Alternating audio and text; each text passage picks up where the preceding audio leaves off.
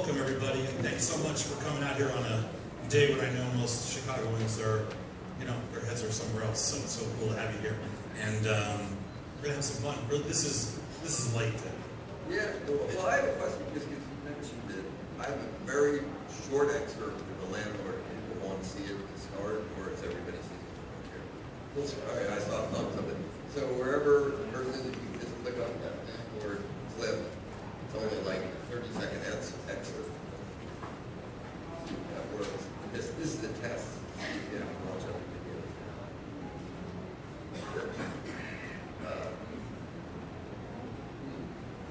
All right, let's get started. It'll come on in a second. Yeah, when it comes on, we'll play it. If it doesn't, we're okay. So, yeah, actually, I've seen the landlord. I had a nice little chat with Dick this morning. We spent about 15 minutes doing a little show, and I said to him, I think I've watched it 30 times. So I'm part of the, what'd you say, 90 million downloads or the rest?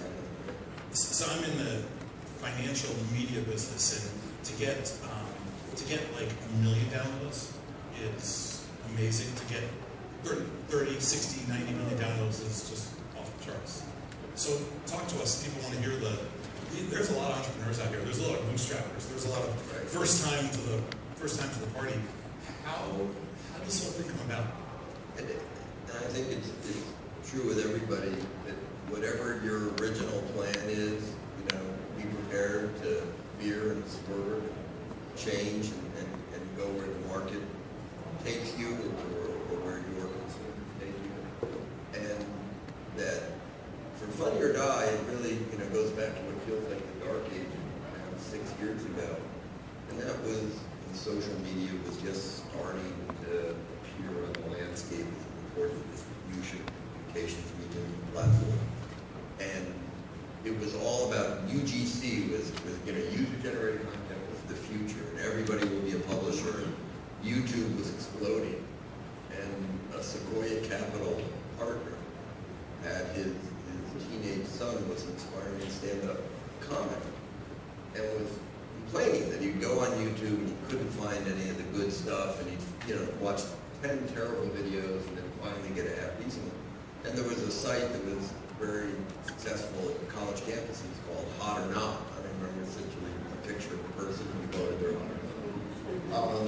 And he said, why isn't there a Hot or Not for YouTube? And his dad said, wow, that's a pretty interesting idea. And I'll talk to some people in Hollywood, and they said, wow, in comedy, we know the exact right people to do it with. Will Ferrell and his partners, they all got together, and lo and behold, they decided to launch a website. And what we did is, or they did, took the Silicon Valley model, not the Hollywood model, which is to say, they made Will and his partner Adam McKay equity partners in the company, full equity partners, so that it wasn't like, gee, you're going to get paid $20 million to make a movie, what Will can do, or $5 million to direct it, which is what Adam can do. You're going to get nothing.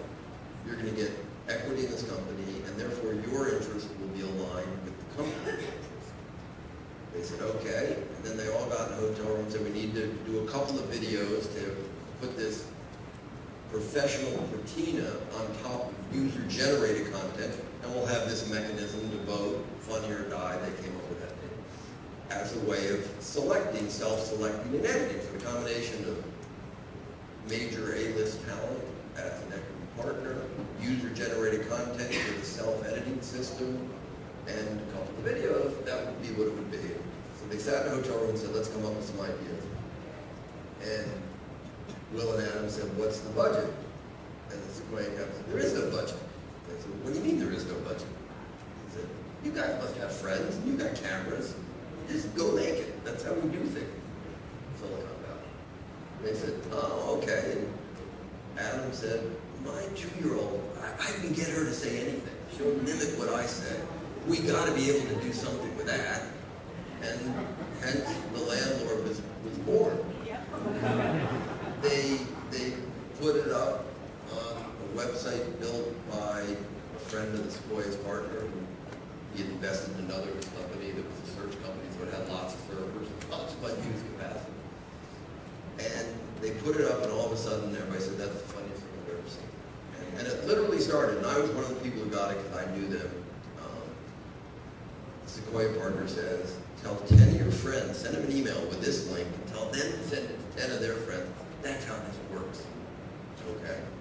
I got one of the 10 from those guys, and I looked at it, I said, oh my God, that's incredibly funny. Well, lo and behold, suddenly 30,000 people an hour are watching this video. They said we had no employees. We better get some employees. They read the website, off they went. It's a long story, but it actually has a point. Everybody was convinced it did very, very well, that it was the model that was brilliant. And we built this great video player, and it loaded a second and a half faster than YouTube, and it never crashed. It's true, never crashed. So, knock on wood, it crashed tomorrow. It never crashed. So we said, well, we're going to repeat that 50 times. We'll find somebody in action sports and culinary and weddings and pets and finance, and we're going to do 50 of these. And the model is genius. And we actually launched a bunch of them, and some of them were doing pretty well. But what happened was late 2008, you all probably recall the markets crashed, everything. There was going to be no money. We really had to sort of say, wait a second, what are we good at? By that point in time, social was starting to really emerge. And because we were a Silicon Valley-based company, not a Hollywood-based company, we were very much at the forefront of social media and all that. We said, boy, you know what we're good at? We're good at making funny videos. We're good at working with A-list talent, get them a lot of attention. We've got a very good model for that. And we're good at social media. That's what we should be doing. So we narrowed our focus to only do that. UGC proved to never, to this day, it's still a UGC site. By the way, any one of you can post a video up on Funny or Die if you want, but 95% of our consumption is of, in some way, shape, or form, professional content. So we then started focusing exactly on what we're good at, and it's been up to the right ever since. So that's the whole story of Funny or Die. Did we ever get the landlord clip up? Yes or no? Oh, so you guys, so half the room can see it? Maybe that's not fair. Maybe we shouldn't show it. Whole concept of even like this is all about skin the game. You guys were the first of this little genre to get the skin the game approach. But how do you get people like the Will Ferrell's of the world, I don't know, $15, $20 million movie to care about, a few shares of a startup? Yeah, that's actually a really key point, because that was part of it. We thought the model was right. Right. And while the model is right, it's the people behind the model. So of all these other verticals we launched, we didn't have, if you will, the hearts of the people. If you're right, there was one, I don't know if you can say what it is, you might be able to go back and track who he was. Very famous guy in a certain genre, same model, and it literally was, oh, my contract says I have to do 4 videos a month, and that's what I get my X% for. Hey, Fred, start a camera. I need to do 4 videos in the next 10 minutes. You call it Chicago because of the Michael Jordan era, love of the game clause. Yeah. So you need to love of the game clause. Yeah. And so it really was about people. And they did care. And they do to this day care. They're very, very actively involved in the company. And that's why it worked. Not because they had equity, it wasn't necessarily there. Although we had a big investment a year ago, I can tell you they were very happy they had equity. And, sure. I want to show the real quick clip of the landlord just go up. It just takes a second. A little second. I say what some people know about a lot. This is Adam McKay's book. Well, see, this audio is video. All right, we'll go on with that. Hey, go, Jason. Look, I thought it was clear in my email that I needed a couple weeks. Can I just get 2 more weeks? You need to relax.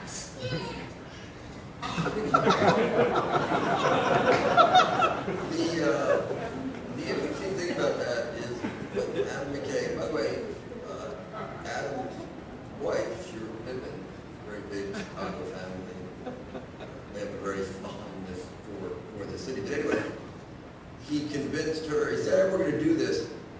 And he said to her, look, it's just for the internet, nobody will see it, don't worry.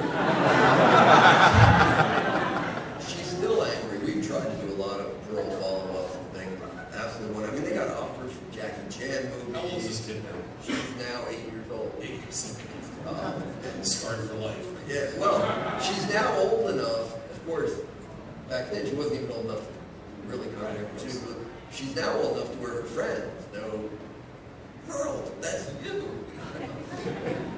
There was a story this morning that I talked to Dick about, that he was one of the producers of the Talladega Nights with Ballad of Ricky Bobby, and that's where you originally met Will Ferrell and discussed. I said it had a profound effect on me because I have a baby Jesus in my glove compartment and kept it there. It's been a good luck charm.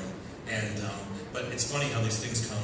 And then I talked to Dick about a defining moment in his career is when Sarah Silverman mispronounced his name on Conan. Didn't pronounce the G, which is something I face a lot of. Take the G off. But it's somewhat pejorative. And Sarah Silverman made it part of her routine. When you stepped away, at the time you were with NASCAR at the time and doing things, and you had a pretty good life, I assume. And Disney.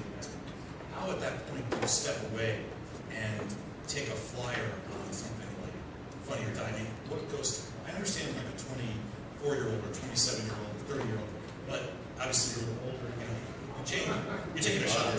Yeah. Yeah, well, and again, and I think this is another important lesson that everybody hears over and over, but it's true, is it is all about passion and belief in what you're doing. And that I sat down with those guys, great question you asked, and I said to them very, point blank, I said, Will, if this thing goes belly up, you're going to do Anchorman 2, you're going to do great, have absolutely no effect on your life whatsoever. Adam will be directing, will be judging, this is all. But for me, I literally am going to put my family at risk to do this, that I'm giving up a lifestyle and salary and everything that I'm used to bet on a company. And I believe it can work, but it will only work if you believe it can work, if you're committed to it. And they went through why they were committed to it, why it did matter to them, love of the game clause, if you will. And so I believed in them and their vision. I believed in my ability to work with them to see that vision. And so started, or started with them, they had started. And I think that that's critical. If you don't believe in it 100%, it's not going to succeed. Nobody else will. You have to be passionate about it, believe in it, be willing to put things that matter at risk. And again, the older you get, I suspect more people get more conservative as they get older. I think, nobody's as old as me here, but I see some people who are not just out of school that, I would recommend against that, fight that urge. I've always been a huge believer in passion. I got 2 emails this morning from 2 different people that said, when you talk to Dick today, ask him 2 things. How much of your day do you spend laughing? And how much of all the, do you know instantly when something's going to be special, when it's going to have, I don't know, 10 million, 20 million pounds, whatever it takes. Do you know that second, or is it something, are you ever really surprised? Yeah. On the former question, I don't spend any more time laughing now than I did at ESPN or anywhere else, because I was at ESPN for years. I'm a passionate sports fan. So again, it was no different today. I laugh a lot at that famous speech by Jimmy Belmont. And every day she laughed, moved to tears, and then it was a good day. So I've always believed that. So I don't really laugh anymore than I did before. I get laughed at more. And then in terms of, if we always knew something was going to work, it was going to be funny, we'd be a lot more successful than we are. That our creative director is a fellow who worked with Will and Adam at Saturday Night Live, head writer at Saturday Night Live for 12 years.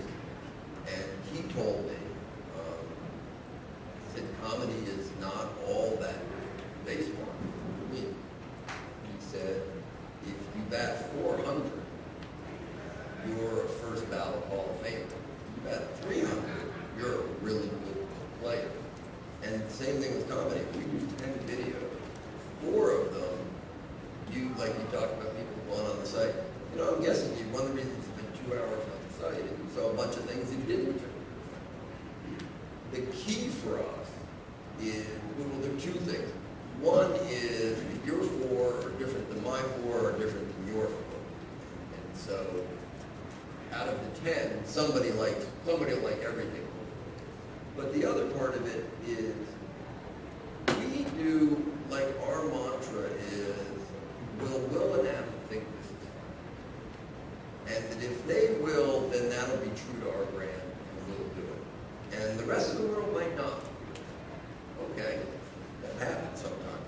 But that isn't, and one of the reasons why I think this is another broad lesson that applies to anybody, that I think we've had success, we've been very consistent with our brand.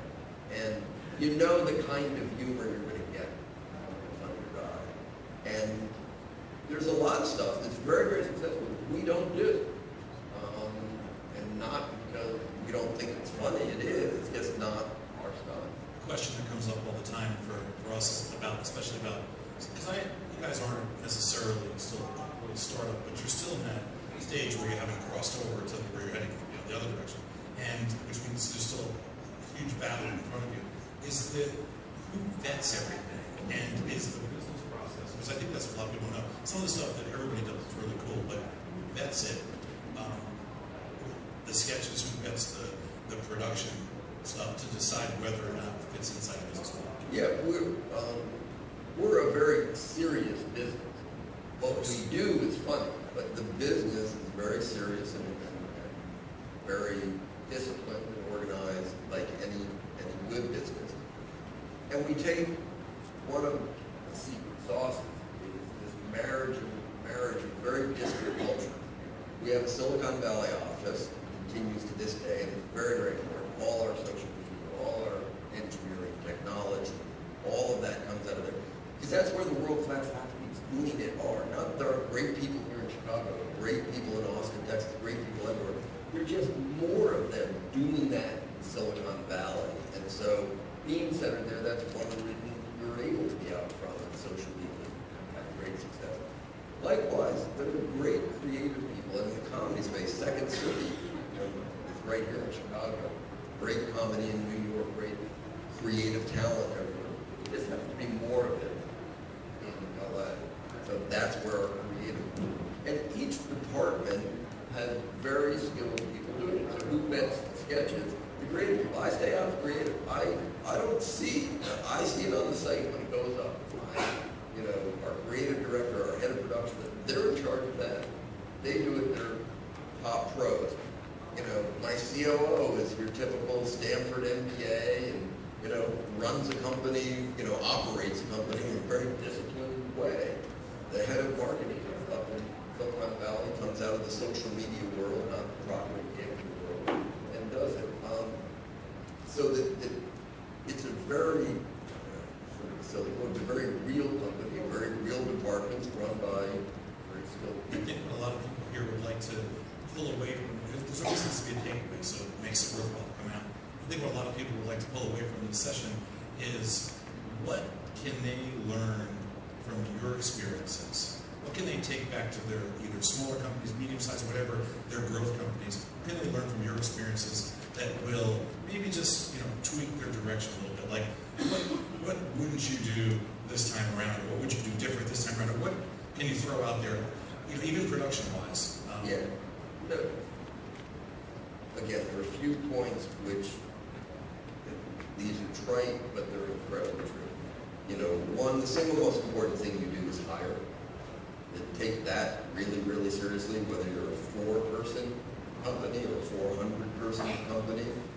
Who you hire is really important. Then, trust those people to do the job, you put them in, and give them the tools to do it. That's as a manager, as a CEO, as a visionary. Let them know what the vision is, give them the tools to enable that vision, if you will. And 3, what I said in the beginning, be willing to change course. Don't assume, boy, you're right, damn the torpedoes, straight ahead. Pay very close attention to the feedback you're getting from your consumers, wherever they are, wherever they are. I think one of the really cool things that people have learned over the years is that they watch even some of the greatest companies, based on their just valuations. Companies like Apple that were, 10 10 years ago or 12 years ago doing a completely different business, how quickly they can change course. And then you have to recognize that sometimes whatever you think is great may not be great. And what you guys have done is consistently tweak your model, where it's very different today than it was 5 or 6 or 7 years ago. Yeah, and we have talked, there's a bunch of businesses we're in where we're leveraging the skill set that we developed and mastered in the advertising world and the creative production world. So other than getting Kevin Costner on to do a bid for you guys, where's the goal? What's the next kind of stage? Yeah, no, the goal, it's, again, no different than anybody else. The original goal was, could we get to be profitable so that we could be self-sustaining, and we accomplished that a couple of years ago. The next goal was, can we get to $20 million in revenue? When we get to 20 million unique users, can we then get to 30, 40, 50? And so far, we've accomplished those goals. And so just to continue to look at where the areas where growth opportunities are, and whether that's, we got a long way to go in the mobile space, for instance. Right? We're spending a lot of time, a lot of energy focused on that. A lot of growth opportunities. We've had some success in the TV world. We see some opportunities. We see a show doing a Comedy Central, by the way, this fall. It's called At Midnight. It hasn't been announced yet, so it's just Comedy Central. But that's going to be a really, really good show. So